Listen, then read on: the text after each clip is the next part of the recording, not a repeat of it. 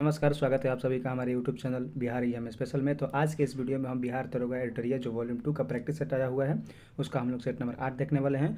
और इससे पहले हम जो है प्रैक्टिस सेट नंबर 1 से लेकर 7 तक जो है चैनल पर करा चुके हैं। तो आप लोग अभी तक नहीं देखे हैं तो प्लेलिस्ट में जाकर चैनल पर आप लोग वहाँ से देख सकते हैं। तो चलिए देखते हैं प्रैक्टिस सेट नंबर 8 का क्वेश्चन नंबर 1। क्वेश्चन नंबर 1 बोल रहा है कि कश्मीर घाटी एवं डल झील किन दो हिमालय के मध्य स्थित है। कश्मीर घाटी जो है और डल झील जो है किस दो हिमालयों के बीच स्थित है। तो इसका राइट आंसर हो जाएगा ऑप्शन नंबर ए, वृहद हिमालय और पीर पंजाल के जो है बीच स्थित है कश्मीर घाटी एवं डल झील। चलिए अगला प्रश्न देखते हैं क्वेश्चन नंबर 2। क्वेश्चन नंबर 2 बोल रहे हैं कि पाटभूमि स्थलाकृति विशेषता है किसकी। जो पाटभूमि स्थलाकृति है किसकी विशेषता आपको बताना है। तो इसका राइट आंसर हो जाएगा ऑप्शन नंबर सी, छोटानागपुर पठार की जो है ये विशेषता है। चलिए अगला प्रश्न देखते हैं क्वेश्चन नंबर 3। क्वेश्चन नंबर 3 बोल रहा है कि सूची 1 को सूची 2 से सुमेलित करना है और आपको बताना है कि नदी घाटी परियोजना एक तरफ दिया है और एक तरफ नदी दिया है। तो इसको मिलान करके आपको बताना है कि कौन सा इसका ऑप्शन सही होगा। चलिए मिलान कर लेते हैं। रिहंद नदी परियोजना जो है रिहंद नदी पर है और नागार्जुन सागर जो परियोजना है वो कृष्णा नदी पर है और पोचमपाद परियोजना जो है आपका गोदावरी नदी पर है और माता टीला जो है बेतवा नदी पर है। तो इसका राइट आंसर हो जाएगा आपको मिलान करने पर 3-4-1-2 ऑप्शन नंबर जो है 3-4-1-2 ऑप्शन नंबर डी जो है इसका राइट आंसर रहेगा 3-4-1-2। चलिए अगला प्रश्न देखते हैं क्वेश्चन नंबर 4। क्वेश्चन नंबर 4 बोल रहा है कि दोमट मिट्टी जो है उसे क्या कहते हैं। दोमट मिट्टी जो है उसे क्या कहते हैं आपको बताना है। तो देखिए इसका राइट आंसर है ऑप्शन नंबर सी, मृतिका और बालू और गाद का अनुपात जो है बराबर होता है। दोमट मिट्टी में जो है मृतिका, बालू और गाद का अनुपात जो है तीनों का अनुपात जो है बराबर होता है। चलिए अगला प्रश्न देखते हैं क्वेश्चन नंबर 5। क्वेश्चन नंबर 5 बोल रहा है कि भारत के किस राज्य में सागौन वन जो है अधिक संकेंद्रण मिलता है। किस राज्य में बताना है आपको कि सागौन वन का जो है अधिक संकेंद्रण मिलता है। तो इसका राइट आंसर हो जाएगा option number D, Madhya Pradesh में जो है आपका सागौन वन का अधिक संकेंद्रण मिलता है। चलिए अगला प्रश्न देखते हैं क्वेश्चन नंबर 6। क्वेश्चन नंबर 6 बोल रहा है कि भारत के गेहूं के 3 अधिकतम उत्पादक राज्यों का सही अवरोही क्रम यानी कि घटते क्रम बताना है कि यानी कि सबसे ज़्यादा जो गेहूं का उत्पादन है उसको एक नंबर पर रखना है, उसके बाद जो है उससे कम आपको बताना है। तो इसका right answer option number A, Uttar Pradesh, Madhya Pradesh, Punjab. यहाँ पर जो है 3 राज्य हैं, यहाँ पर जो गेहूँ का अधिक उत्पादन होता है राज्यों में। ठीक है, चलिए अगला प्रश्न देखते हैं क्वेश्चन नंबर 7। क्वेश्चन नंबर 7 बोल रहा है कि निम्नलिखित में से कौन सा एक भारत का प्रमुख कोयला क्षेत्र जो है नहीं है। आपको बताना है कि निम्न में से कौन सा जो भारत का प्रमुख कोयला क्षेत्र नहीं है आपको बताना है। तो देखिए आपका रानीगंज जो है कोयला क्षेत्र है, झरिया भी है और बोकारो भी है। ये तीनों भारत के प्रमुख कोयला क्षेत्र हैं, जो लेकिन जो कोडरमा है ये आपका जो है कोयला क्षेत्र नहीं है। तो इसका राइट आंसर हो जाएगा आपके ऑप्शन नंबर सी, कोडरमा जो है आपका अबरख उत्पादन के लिए प्रसिद्ध है। चलिए अगला प्रश्न देखते हैं क्वेश्चन नंबर 8। क्वेश्चन नंबर 8 बोल रहा है कि भारत का सर्वाधिक नगरीकृत राज्य कौन सा है। भारत का जो सर्वाधिक नगरीकृत राज्य आपको बताना है कौन सा है। तो इसका राइट आंसर हो जाएगा ऑप्शन नंबर डी, गोवा जो है भारत का सबसे नगरीकृत राज्य है। और नगर की जनसंख्या की बात करेगा तो इसका right answer option number C. ठीक है, और नगरीकृत राज्य की बात कर रहा है तो आपका right answer option number D, Goa. चलिए अगला प्रश्न देखते हैं क्वेश्चन नंबर 9। क्वेश्चन नंबर 9 में आपको सूची 1 को सूची 2 से सम्मिलित कीजिए दिया है और सूचियों को नीचे दिए गए गुण का प्रयोग करके आपको सही उत्तर चुनना है। तो चलिए मिलान कर लीजिए। एक तरफ नदी दिया हुआ है, एक तरफ परियोजना बांध दिया हुआ है। तो इसको मिलान करने पर देखिए क्या आता है। कोलोराडो नदी पर जो है आपका होवर बांध स्थित है और दामोदर नदी पर जो है आपका पंचेत बांध स्थित है और नील नदी पर जो है आपका आसवान बांध स्थित है और जाम्बेजी नदी पर जो है करीबा बांध स्थित है। तो इसका मिलान करने पर राइट आंसर आ जाए आपका 4-3-1-2 ऑप्शन नंबर आपका डी, 4-3-1-2। चलिए अगला प्रश्न देखते हैं क्वेश्चन नंबर 10।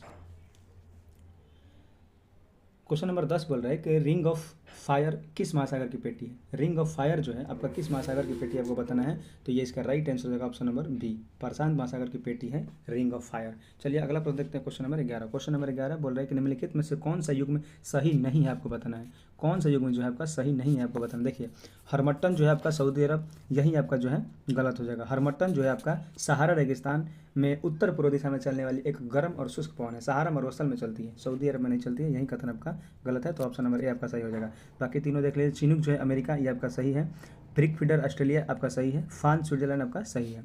चलिए अगला प्रश्न देखते हैं क्वेश्चन नंबर 12। क्वेश्चन नंबर 12 बोल रहा है कि वन सर्वेक्षण 2023 के अनुसार बिहार में सर्वाधिक क्षेत्रफल वन वाला जिला का क्रम बताना है आपको कौन सा है। वन सर्वेक्षण जो 2023 में आया है रिपोर्ट, उसके अनुसार आपको बताना है कि बिहार में सर्वाधिक क्षेत्रफल वन वाला जिला कौन सा है, उसके क्रम बताना है आपको। तो इसका राइट आंसर होगा ऑप्शन नंबर ए, कैमूर, पश्चिमी चंपारण, जमुई। कैमूर, पश्चिमी चंपारण, जमुई जो है आपका राइट आंसर हो जाएगा। चलिए अगला प्रश्न देखते हैं क्वेश्चन नंबर 13। क्वेश्चन नंबर 13 बोल रहे हैं कि एक पारिस्थितिकी तंत्र के भीतर ऊर्जा क्या हस्तांतरण की एक श्रृंखला बनाने वाले जीवों को एक क्रम क्या कहलाता है। एक पारिस्थितिकी तंत्र के भीतर ऊर्जा हस्तांतरण की जो है एक श्रृंखला बनाने वाले जीवों का एक क्रम क्या कहलाता है आपको बताना है। तो इसका राइट आंसर हो जाएगा ऑप्शन नंबर सी, खाद्य श्रृंखला कहलाता है। देखिए आप लोग को जो ये सेट कराया जा रहा है, आप लोग पहले इसका सेट का लगा लीजिएगा और जितना स्कोर आ रहा है उसको आप लोग कमेंट में कीजिएगा और उसके बाद ही आप डिस्कस कर देखेंगे तो आपका फ़ायदा होगा। चलिए ठीक है, अगला प्रश्न देखते हैं, क्वेश्चन नंबर 14 नंबर क्वेश्चन बोल रहा है कि किसी भी प्राकृतिक प्रदेश को प्रभावित करने वाला सबसे महत्वपूर्ण कारक कौन सा है। किसी प्राकृतिक प्रदेश को प्रभावित करने वाला जो है सबसे महत्वपूर्ण कारक कौन है। तो इसका राइट आंसर हो जाएगा ऑप्शन नंबर बी, जलवायु जो है किसी भी प्रदेश को प्रभावित करने वाला सबसे महत्वपूर्ण कारक है जलवायु। चलिए अगला प्रश्न देखते हैं, क्वेश्चन नंबर 15। क्वेश्चन नंबर 15 बोल रहा है कि राज्य मंत्री परिषद जो है किसके प्रति उत्तरदायी होता है। राज्य में मंत्री परिषद जो होता है आपका किसके प्रति उत्तरदायी होता है। तो इसका राइट आंसर हो जाएगा ऑप्शन नंबर सी, राज्य का मंत्री परिषद जो है विधानसभा के प्रति उत्तरदायी होता है। चलिए अगला प्रश्न देखते हैं, क्वेश्चन नंबर 16। क्वेश्चन नंबर 16 बोल रहा है कि एक व्यक्ति यदि ग्राम पंचायत की सदस्यता के लिए चुनाव लड़ना चाहता है तो उसकी उम्र कितनी होनी चाहिए। एक व्यक्ति जो है ग्राम पंचायत की सदस्यता के लिए चुनाव लड़ना चाहता है तो उसकी उम्र कितनी होनी चाहिए आपको बताना है। तो इसका राइट आंसर हो जाएगा ऑप्शन नंबर सी, 21 वर्ष या इसके ऊपर अगर किसी व्यक्ति का उम्र होता है तो वो ग्राम पंचायत की सदस्यता के लिए चुनाव लड़ सकता है। चलिए अगला प्रश्न देखते हैं, क्वेश्चन नंबर 17। क्वेश्चन नंबर 17 बोल रहे हैं कि बांग्लादेश की स्थापना जो है किस वर्ष हुई थी। बांग्लादेश की स्थापना किस वर्ष हुई थी। तो इसका राइट आंसर हो जाएगा ऑप्शन नंबर बी, 1971 में जो है बांग्लादेश का स्थापना हुई थी। चलिए अगला प्रश्न देखते हैं, क्वेश्चन नंबर 18। क्वेश्चन नंबर 18 बोल रहा है कि ध्यानचंद ट्रॉफी जो है किस खेल से संबंधित है आपको बताना है। तो इसका राइट आंसर हो जाएगा option number A, Dhyan Chand trophy जो है हॉकी खेल से संबंधित है। चलिए अगला प्रश्न देखते हैं, क्वेश्चन नंबर 19। क्वेश्चन नंबर 19 बोल रहा है कि सूर सागर जो है ये क्या है आपको बताना है कि सूर सागर क्या है। तो इसका राइट आंसर हो जाएगा ऑप्शन नंबर बी, सूर सागर जो है सूरदास की काव्य रचना है। ठीक है, सूरदास की काव्य रचना है सूर सागर। चलिए अगला प्रश्न देखते हैं, क्वेश्चन नंबर 20। नंबर 20 दिया है कि अंतर्राज्यीय परिषद का गठन जो है किस समिति के सिफारिश पर की गई है। अंतर्राज्यीय परिषद का गठन जो है किस समिति के सिफारिश पर की गई है। तो इसका राइट आंसर हो जाएगा ऑप्शन नंबर सी, सरकारिया आयोग के सिफारिश पर की गई है। देखिए सरकारिया आयोग का गठन जो है आपका 1983 ईस्वी में किया गया था और इसने अपने रिपोर्ट जो है 1988 में दिया था और अंतर्राज्यीय परिषद का गठन जो हुआ था 1990 ईस्वी में हुआ था। और अंतर्राज्यीय परिषद के गठन की चर्चा जो है अनुच्छेद 263 में है आपका। और अंतर्राज्यीय परिषद का गठन जो है राष्ट्रपति के द्वारा किया जाता है। चलिए अगला प्रश्न देखते हैं, क्वेश्चन नंबर 21। क्वेश्चन नंबर 21 बोला है कि भारत के राष्ट्रीय जलीय जीव कौन सा है। भारत का राष्ट्रीय जलीय जीव कौन सा है। तो आपका राइट आंसर होगा ऑप्शन नंबर सी, गंगा का डॉल्फिन जो है राष्ट्रीय जलीय जीव है। चलिए अगला प्रश्न देखते हैं, क्वेश्चन नंबर 22। क्वेश्चन नंबर 22 बोले कि संविधान सभा के सदस्यों के द्वारा संविधान पर हस्ताक्षर कब किया गया था। संविधान सभा के जो सदस्य थे उनके द्वारा आपका हस्ताक्षर संविधान पर कब किया गया था। तो आपका राइट आंसर हो जाएगा ऑप्शन नंबर ए, 1950 में जो है संविधान सभा के सदस्यों के द्वारा संविधान पर हस्ताक्षर किया गया था। चलिए अगला प्रश्न देखते हैं, क्वेश्चन नंबर 23। क्वेश्चन नंबर 23 बोल रहा है कि सरकार के वित्तीय खर्च पर अंतिम टिप्पणी कौन देता है। सरकार का जो वित्तीय खर्च होता है उस पर अंतिम टिप्पणी कौन देता है। तो आपका राइट आंसर हो जाएगा ऑप्शन नंबर सी, नियंत्रक एवं महालेखा परीक्षक जो है यानी कि CAG, comptroller and auditor general जिसको कहते हैं इंग्लिश में, यही जो है आपका सरकार के वित्तीय खर्च पर अंतिम टिप्पणी करता है। चलिए अगला प्रश्न देखते हैं, क्वेश्चन नंबर 24। क्वेश्चन नंबर 24 बोल रहा है कि सरकार भारत के नियंत्रक एवं महालेखा परीक्षक को उसके पद से हटाने की प्रक्रिया किसके समान है। जो नियंत्रक एवं महालेखा परीक्षक यानी कि CAG जो होता है भारत का, उसको पद से हटाने के लिए कौन सी प्रक्रिया की जाती है। तो इसका राइट आंसर होगा ऑप्शन नंबर सी, उच्चतम न्यायालय के न्यायाधीशों के समान होती है। इसको पद से नियंत्रक एवं महालेखा परीक्षक को पद से हटाने की जो प्रक्रिया होती है उच्चतम न्यायालय यानी कि सुप्रीम कोर्ट के न्यायाधीश को हटाने की प्रक्रिया के समान होती है।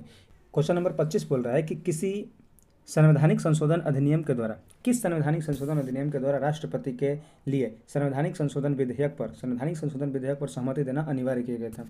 आपको बताना है कि किस संविधान संशोधन के तहत राष्ट्रपति को किसी भी संवैधानिक संशोधन विधेयक पर सहमति देने के लिए अनिवार्य किया गया था। तो इसका राइट आंसर होगा आपका ऑप्शन नंबर ए, 24th जो कॉन्स्टिट्यूशन अमेंडमेंट एक्ट था 1971 में हुआ था, उसी के तहत जो है आपका राष्ट्रपति को किसी भी संवैधानिक संशोधन विधेयक पर सहमति देने के लिए अनिवार्य किया गया था। चलिए अगला प्रश्न देखते हैं, क्वेश्चन नंबर 26। क्वेश्चन नंबर 26 बोल रहा है कि सामाजिक मूल्यों को आत्मसात करने की प्रक्रिया को क्या कहते हैं। सामाजिक मूल्यों को आत्मसात करने की प्रक्रिया को आपको बताना है क्या करते हैं। तो इसका right answer option number B, सामाजिकरण कहते हैं।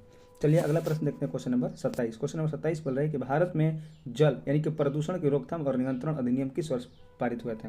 तो आपका राइट आंसर हो जाएगा ऑप्शन नंबर डी, 1974 में पारित किया गया था। भारत में जल अधिनियम जो है 1974 ईस्वी में पारित किया गया था। चलिए अगला प्रश्न देखते हैं, क्वेश्चन नंबर 28। क्वेश्चन नंबर 28 बोल रहा है कि भारत में संघीय न्यायालय जो है इसकी स्थापना जो है किस अधिनियम या रिपोर्ट के द्वारा की गई थी। भारत में जो संघीय न्यायालय की स्थापना हुई थी 1937 ईस्वी में, वो जो है किस अधिनियम के तहत की गई थी, तो इसका राइट आंसर हो जाएगा आपका ऑप्शन नंबर डी, भारत सरकार अधिनियम 1935 के तहत जो है भारत में संघीय न्यायालय की स्थापना 1937 में किया गया था। चलिए अगला प्रश्न देखते हैं, क्वेश्चन नंबर 29। क्वेश्चन नंबर 29 बोल रहा है कि राज्यसभा के सदस्यों का चुनाव की प्रक्रिया जो है किस देश के संविधान से ली गई है। राज्यसभा के सदस्यों के चुनाव की प्रक्रिया जो है किस देश के संविधान से ली गई है, तो आपका राइट आंसर हो जाएगा ऑप्शन नंबर बी, दक्षिण अफ्रीका के संविधान से जो है राज्यसभा के सदस्यों का चुनाव की प्रक्रिया ली गई है। और राज्यसभा के सदस्यों का नामांकन की प्रक्रिया जो है आपका आयरलैंड के सदस्यों से ली गई है। जो राष्ट्रपति हैं राज्यसभा में 12 सदस्यों को मनोनीत करते हैं, उसका जो है आयरलैंड के संविधान से लिया गया है। चलिए अगला प्रश्न देखते हैं, क्वेश्चन नंबर 30। भारत में वरीयता का सही क्रम आपको बताना है।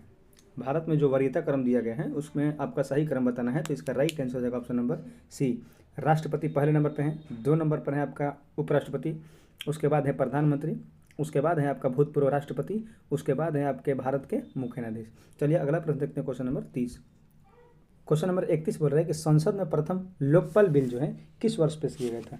संसद में जो है पहली बार लोकपाल बिल को किस वर्ष पेश किया गया था, तो इसका राइट आंसर हो जाएगा आपका ऑप्शन नंबर सी, 1968 में जो है प्रथम लोकपाल बिल को पेश किया गया था। चलिए अगला प्रश्न देखते हैं, क्वेश्चन नंबर 32। क्वेश्चन नंबर 32 बोले कि मौलिक अधिकार का उल्लंघन है, इनमें से कौन सा विकल्प में आपको बताना है कि मौलिक अधिकार का उल्लंघन हो रहा है। तो देखिए पहला नंबर बोल रहे हैं कि शराब पर प्रतिबंध लगाना, ये आपका मौलिक कर्तव्य नहीं है, मौलिक अधिकार नहीं है।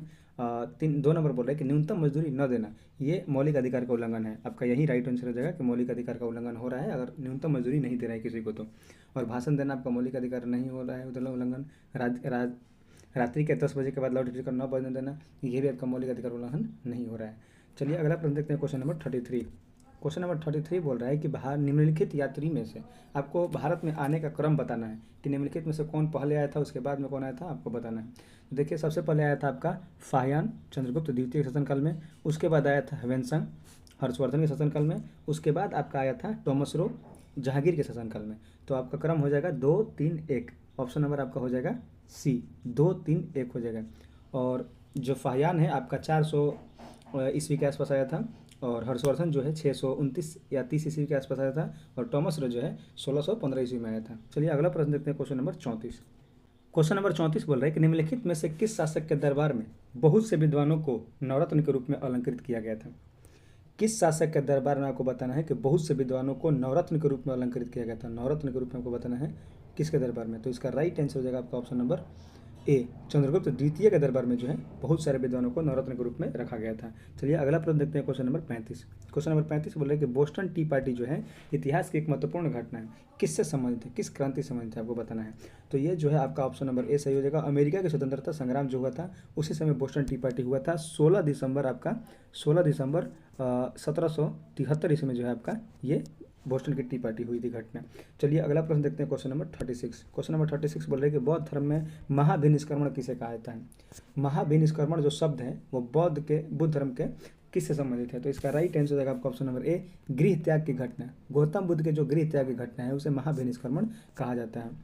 चलिए अगला प्रश्न देखते हैं, क्वेश्चन नंबर 37। क्वेश्चन नंबर 37 बोल रहे हैं कि राष्ट्रसंघ यानी कि लीग ऑफ नेशंस की स्थापना कब हुई थी। राष्ट्रसंघ यानी कि लीग ऑफ नेशंस की स्थापना कब हुई थी, तो आपका राइट आंसर हो जाएगा ऑप्शन नंबर सी, 10 जनवरी 1920 ईस्वी को जो है राष्ट्रसंघ की स्थापना हुई थी। चलिए अगला प्रश्न देखते हैं, क्वेश्चन नंबर 38। क्वेश्चन नंबर 38 बोल रहा है कि मोहनजोदड़ो से प्राप्त नर्तकी की मूर्ति जो है किस धातु से बनी थी। जो हड़प्पा सभ्यता का स्थल है एक मोहनजोदड़ो से नर्तकी की मूर्ति मिली थी, तो बताना है कि आपको किस धातु से बनी थी। तो इसका राइट आंसर हो जाएगा ऑप्शन नंबर सी, कांस्य से बनी थी जो नर्तकी की मूर्ति प्राप्त हुई है मोहनजोदड़ो से। चलिए अगला प्रश्न देखते हैं, क्वेश्चन नंबर 39। क्वेश्चन नंबर 39 बोल रहे हैं कि 3 क्रमागत भाज्य संख्याओं का योग 36 है, ये तीनों संख्याओं का गुणनफल क्या होगा।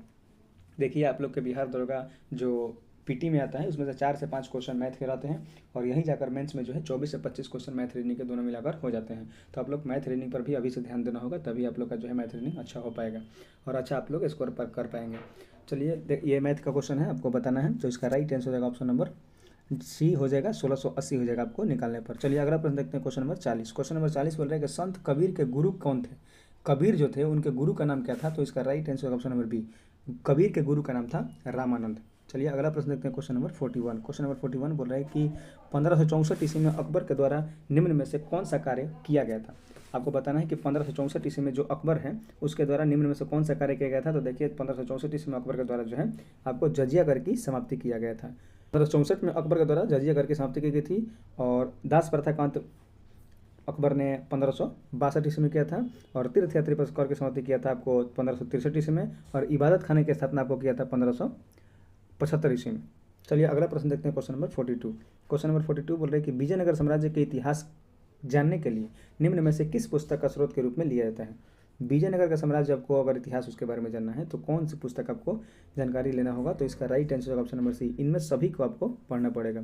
मधुरा Vijayam, a forgotten empire, Gulshan e Ibrahimi, तीनों पुस्तक जो है विजयनगर साम्राज्य के इतिहास जानने के लिए संबंधित है। चलिए अगला प्रश्न देखते हैं क्वेश्चन नंबर 43। क्वेश्चन नंबर 43 बोल रहा है कि झारखंड क्षेत्र में ताना भगत आंदोलन जो है शुरुआत कब हुई थी।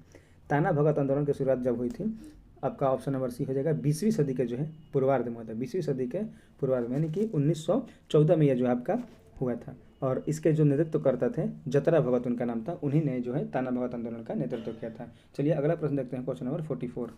क्वेश्चन नंबर 44 बोल रहा है कि ब्रिटिश ईस्ट इंडिया कंपनी की स्थापना के समय इंग्लैंड की गद्दी पर कौन था। जब ब्रिटिश ईस्ट इंडिया कंपनी की स्थापना हुई थी उस समय इंग्लैंड की जो है गद्दी पर किसका शासनकाल था, तो इसका राइट आंसर का ऑप्शन नंबर ए, एलिजाबेथ प्रथम जो थी वही ब्रिटिश ईस्ट इंडिया कंपनी की स्थापना के समय इंग्लैंड की गद्दी पर बैठी थी।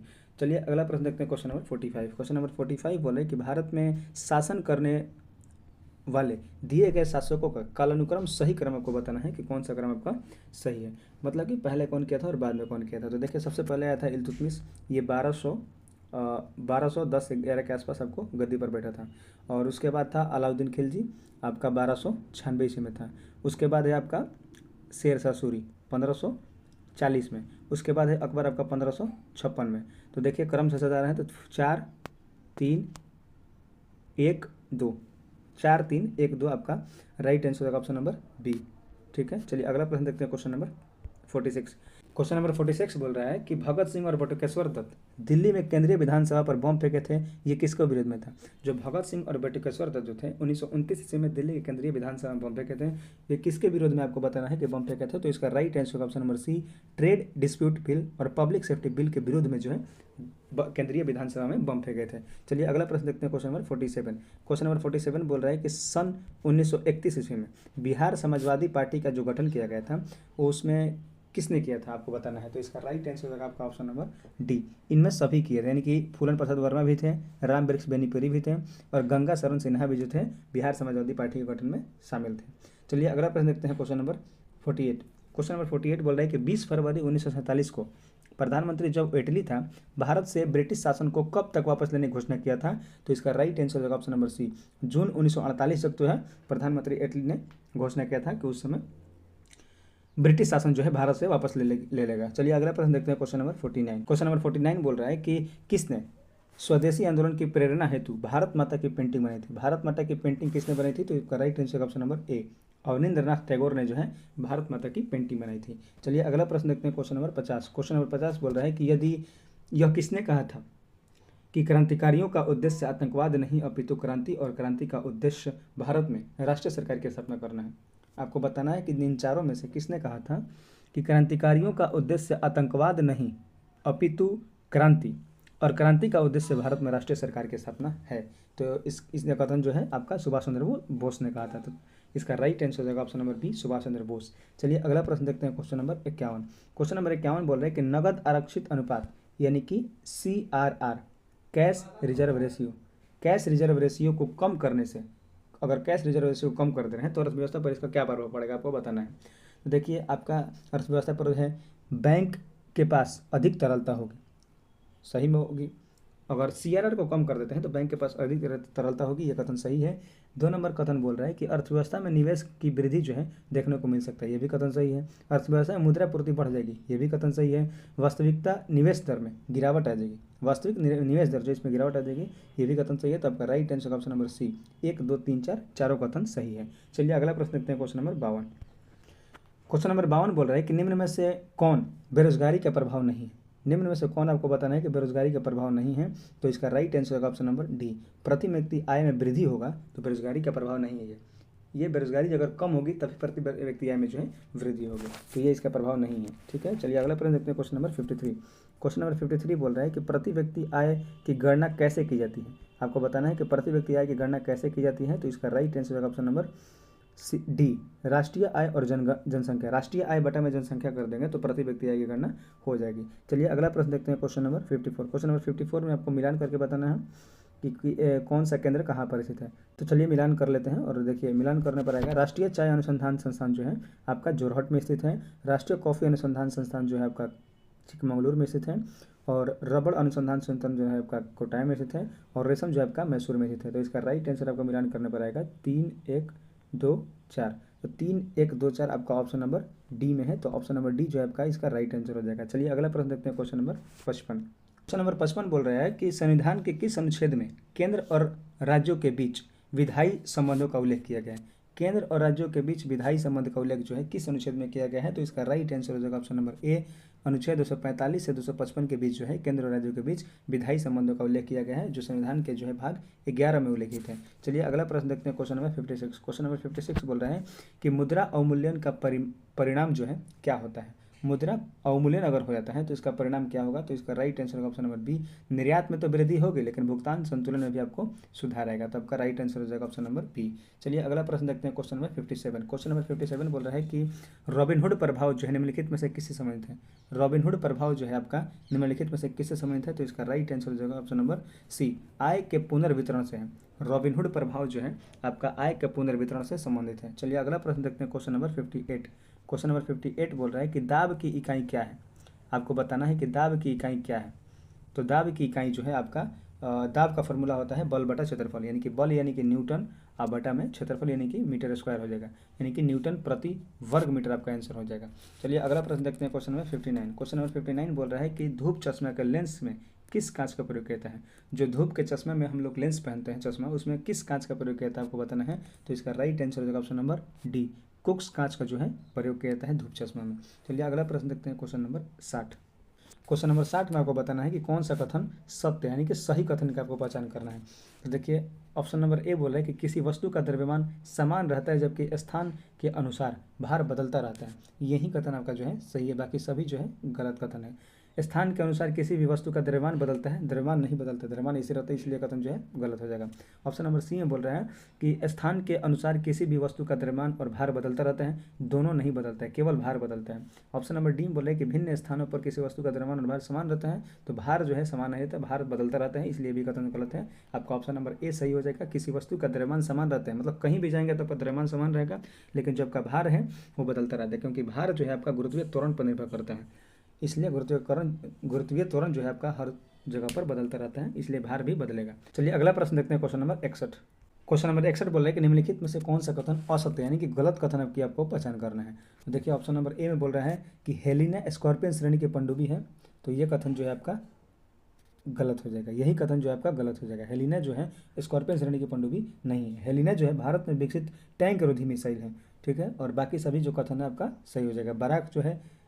बराक 8 जो होगा सरफेस टू एयर मिसाइल है, पिनाक जो है रॉकेट है, चिनूक जो है हेलीकॉप्टर, ये सभी कथन आपका सही हो जाएगा। ऑप्शन नंबर ए गलत है, हेलिना जो है भारत का विकसित टैंक रोधी मिसाइल है। चलिए अगला प्रश्न देखते हैं, क्वेश्चन नंबर 62। क्वेश्चन नंबर 62 बोल रहे हैं कि ट्रांसफार्मर जो है प्रयुक्त होते हैं। ट्रांसफार्मर जो है क्या करता है। तो ट्रांसफार्मर का काम जो है एसी वोल्टेज को बढ़ाने या घटाने के लिए किया जाता है। आपका ऑप्शन नंबर डी हो जाएगा, एसी वोल्टेज को बढ़ाने या घटाने के लिए किया जाता है। चलिए अगला प्रश्न देखते हैं, क्वेश्चन नंबर 63। क्वेश्चन नंबर 63 बोल रहा है कि निम्न में से कौन सा विकल्प सही है। आपको बताना है कि कौन सा कथन जो है सही है, सही कथन का आपको पहचान करना है। तो देखिए ऑप्शन नंबर ए में बोल रहा है कि 1 अर्ग बराबर 10⁻⁷ जूल, तो ये कथन आपका सही है। ऑप्शन नंबर बी में बोल रहा है कि 1 इलेक्ट्रॉन वोल्ट बराबर 1.6 × 10⁻⁻19 जूल, ये भी आपका सही है। ऑप्शन नंबर सी में बोल रहा है कि 1 कैलोरी बराबर 4.186 जूल, ये भी कथन आपका सही है, यानी कि आपका right answer option number D, तीनों कथन जो है आपका सही हो जाएगा। चलिए अगला प्रश्न देखते हैं, क्वेश्चन नंबर 64। क्वेश्चन नंबर 64 बोल रहा है कि निम्नलिखित में से कौन सा विद्युत चुम्बकीय तरंगों का गुण नहीं है। आपको बताना है कि कौन सा विद्युत चुम्बकीय तरंगों का गुण नहीं है। तो देखिए ऑप्शन नंबर ए बोले कि विद्युत चुम्बकीय तरंगें व्यतिकरण और विवर्तन नहीं दिखाती है, यही कथन आपका गलती है, व्यतिकरण और विवर्तन जो है दिखाती हैं, ठीक है। और आपका ऑप्शन नंबर बी बोले कि विद्युत चुम्बकीय तरंग विद्युत तथा चुम्बकीय क्षेत्र एक दूसरे के लंबवत होते हैं, ये कथन जो आपका सही है। विद्युत चुम्बकीय तरंग अनुप्रस्थ तरंग होती हैं, ये भी कथन सही है। ऑप्शन नंबर डी में बोले कि विद्युत चुम्बकीय तरंगों को आगे बढ़ने के लिए किसी माध्यम की आवश्यकता नहीं होती, ये भी कथन आपका सही है। आपका आंसर हो जाएगा ऑप्शन नंबर ए गलत है। चलिए अगला प्रश्न देखते हैं, क्वेश्चन नंबर 65।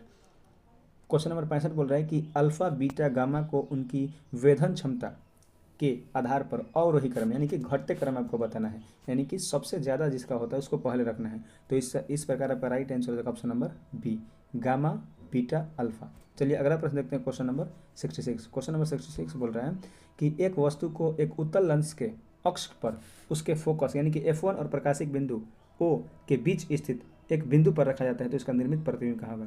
मान लीजिए एक उत्तल लेंस है, उसके अक्ष पर उसके फोकस यानी कि F1 और प्रकाशिक केंद्र O के बीच किसी वस्तु पर किसी बिंदु पर रखा जाता है तो इसका प्रतिबिंब कैसे बनेगा। तो इसका राइट आंसर होगा आपका ऑप्शन नंबर सी, आभासी और बड़ा बनेगा। चलिए अगला प्रश्न देखते हैं, क्वेश्चन नंबर 67। क्वेश्चन नंबर 67 बोल रहा है कि निम्नलिखित में से कौन सा सुमेलित नहीं है।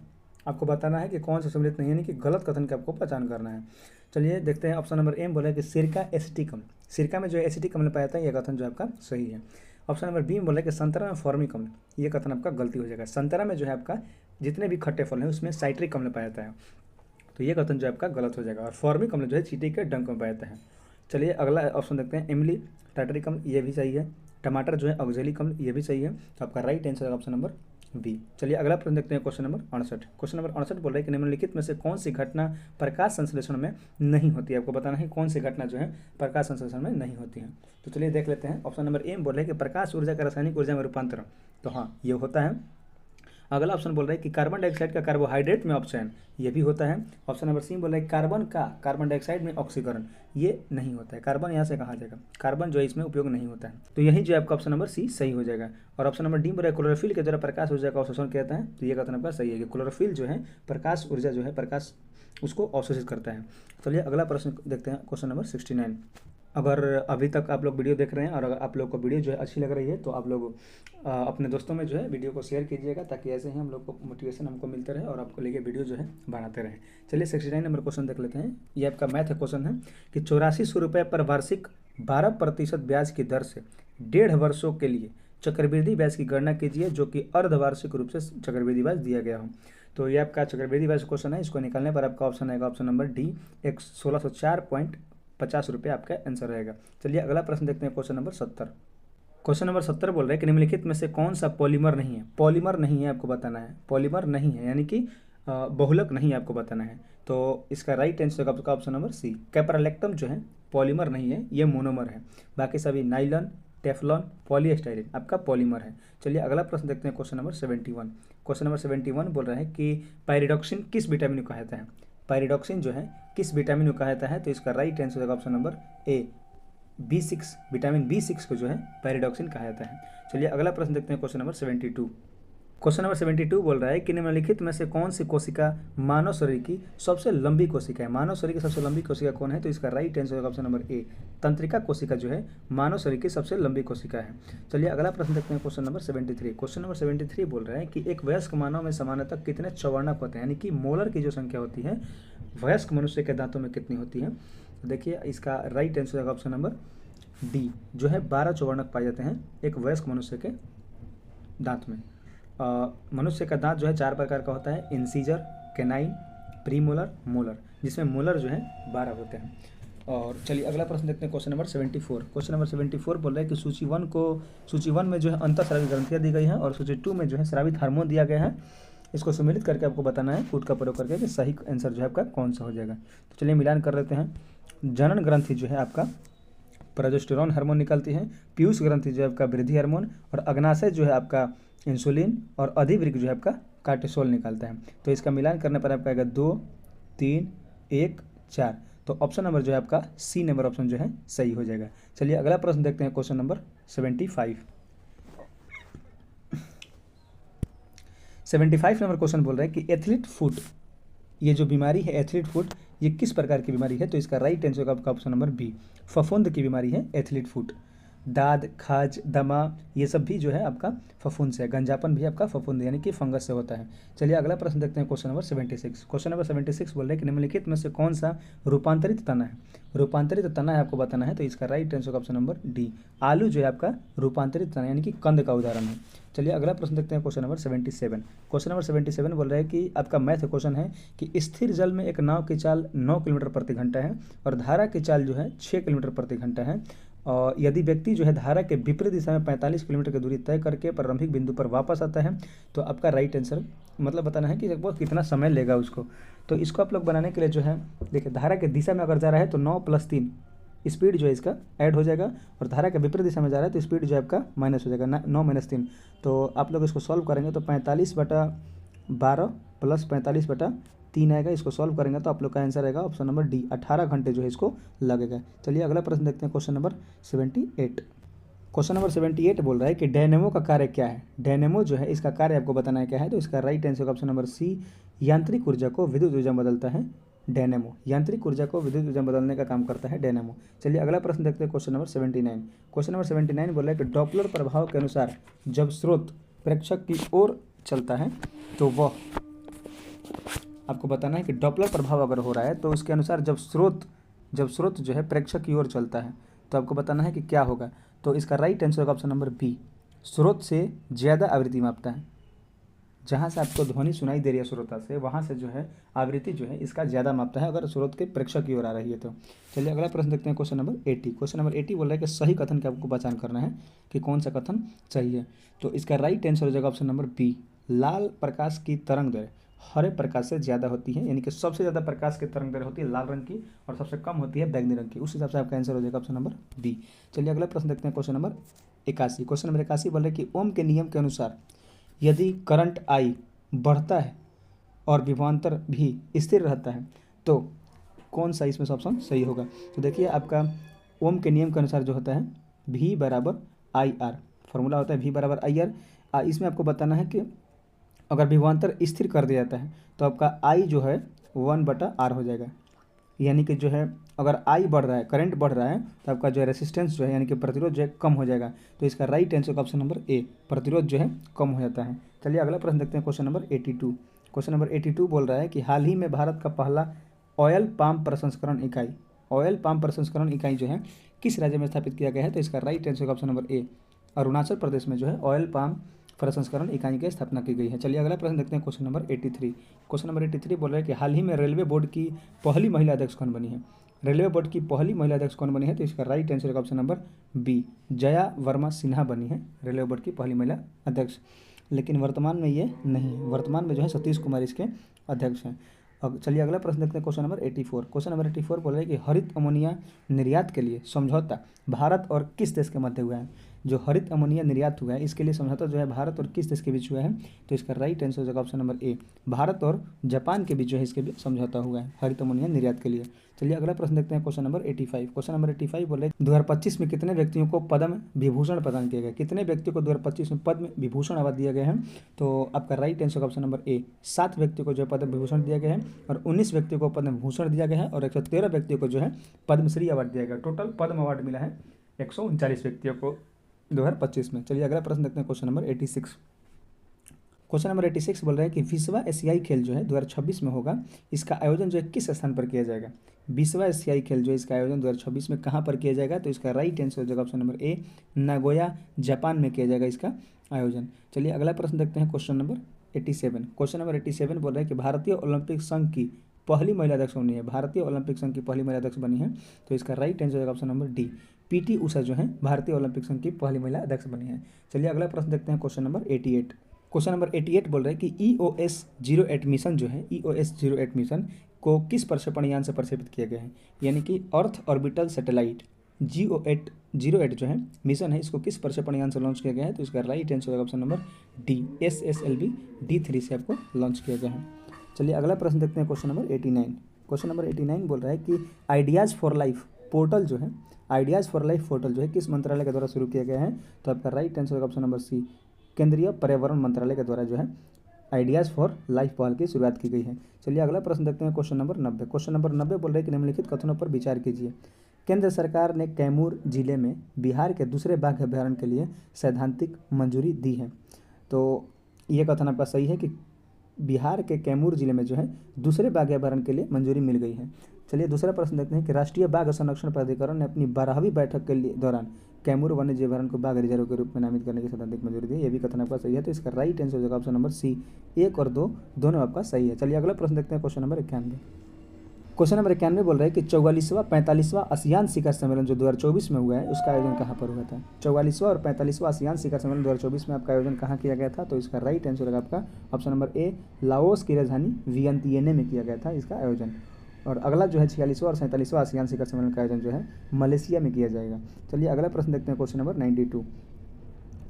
क्वेश्चन नंबर 92 बोल रहा है कि हाल ही में रक्षा मंत्री के द्वारा अदिति योजना जो है इसकी शुरुआत की गई है। अदिति योजना की शुरुआत की गई है, तो आपको बताना है कि अदिति का जो है पूर्ण विस्तार क्या है, फुल फॉर्म क्या है, तो इसका राइट आंसर हो जाएगा option number D, aceing development of innovative technology with iDEX.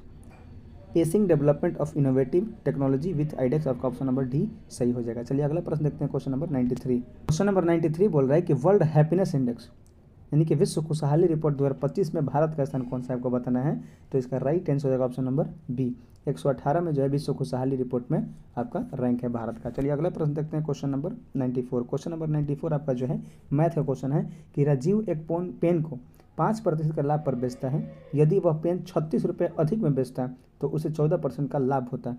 तो पेन का आपको क्रयमूल्य बताना है, तो इसका राइट आंसर होगा ऑप्शन नंबर डी, 400 रुपये जो है आपको निकालने पर पेन का क्रयमूल्य आएगा।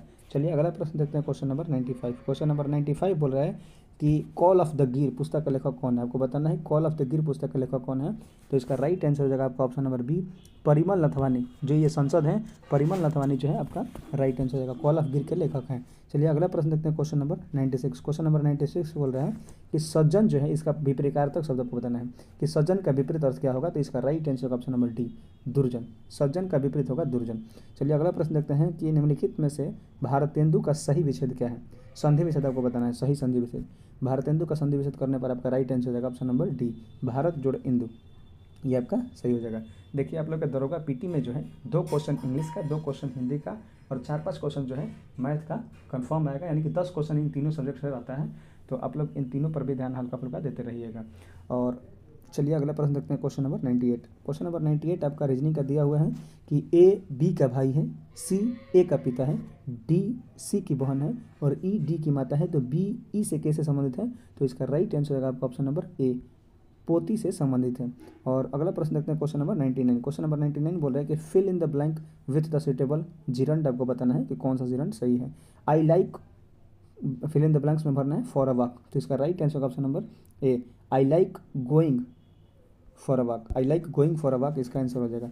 चलिए अगला प्रश्न देखते हैं, क्वेश्चन नंबर 100। क्वेश्चन नंबर 100 बोल रहा है कि choose the word which is opposite in meaning to the word given below. Opposite meaning आपको बताना है कि ट्रांसपेरेंट का अपोजिट आपको क्या होगा। ट्रांसपेरेंट को हिंदी में बोलते हैं पारदर्शी और इसका उल्टा हो जाएगा अपारदर्शी, तो अपारदर्शी को इंग्लिश में आपका ओपेक कहते हैं, ठीक है, ओपेक इसका आंसर हो जाएगा।